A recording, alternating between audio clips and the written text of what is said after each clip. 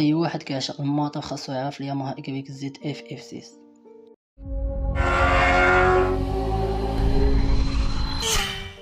شنو كاين في هذا الموتور اللي خلاه مطلوب حتى لدابا واخا توقف الاصدار ديالو سنه 2020؟ واش السر في المحرك ولا في الاحساس اللي كتعطيه في القياده؟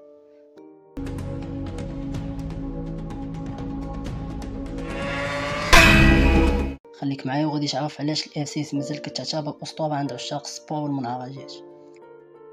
قلب الياماها اف 6 والمحرك 4 سيلندر بسعه 599 سي سي بالضبط، واللي كيعطينا 118 هورس باور في 14500 ار بي ام، 61 نيوتن متر ديال الكوبل في 10500 ار بي ام، 4 طون انجيكسيون ليكويد كولين دوبل اربراكان و4 ديال لي سوبا في كل سيلندر، وكتجينا بوزن 190 كيلوغرام وبخزان وقود 17 لتر وبكونسوماسيون موين 6.6. بطبيعة الحال كتختلف على طريقة السياقة، وبواطا فيتاس مانيويل بس ديال لي رابور مع الكويك شيفتر سيري.